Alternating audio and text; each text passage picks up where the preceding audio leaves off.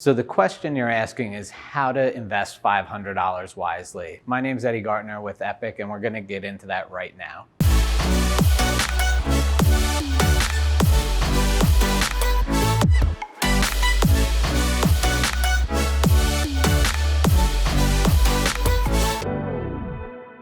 The first thing we got to ask is, I would ask a question to you. Is that $500 a week? Is that $500 a month?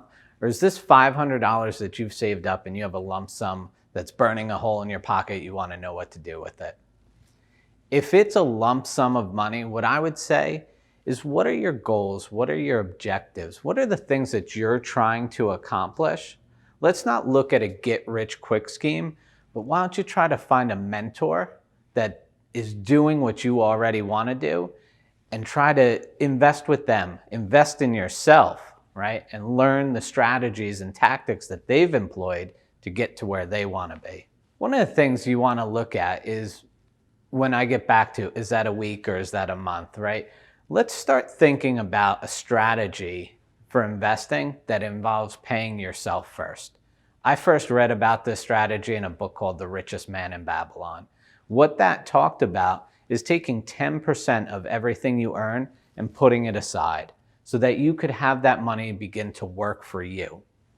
Now, in today's world, we hear anything between 10% that we should be saving, up to, I've heard people talking about saving 40% of their income.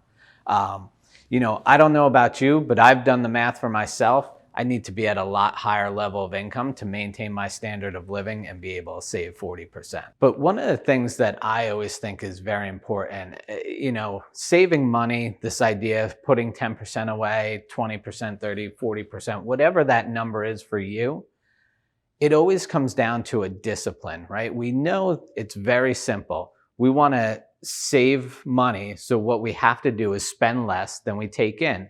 I think of it like losing weight. Losing weight is a simple concept. I burn more calories than I actually take in. Saving money works the same way. It's simple in concept, but very difficult in the execution.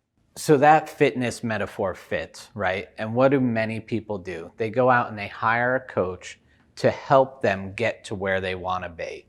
It's no different in your financial world, right? If you're wanting to grow, you're wanting to invest, you're wanting to do more, you got to get with a professional. You got to sit down and you need to start thinking about, what are your goals and what are your objectives? What really sits and fits with the core of who you are? Because that's the most important thing.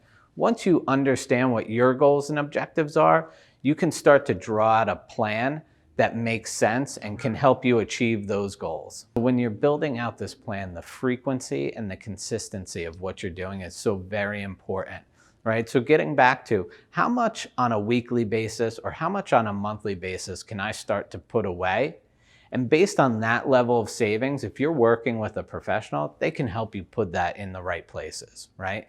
They can help you determine what are the right products out there for you. What's interesting is, I got a call recently from somebody that reached out to us through YouTube, and they had a similar question to this. And what we did was we sat down and really figured out what are their goals and objectives. And it turns out they wanted to buy real estate, right?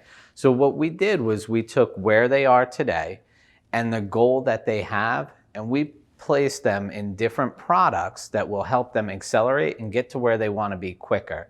It's building a plan that has consistency in it, because that's the most important part. As long as you're staying consistent to your plan and keeping on track and working with a professional, you're able to measure and monitor and keep that pace. So this is just one area of planning that we do. And here at Epic, we help so many people in different areas of their finance.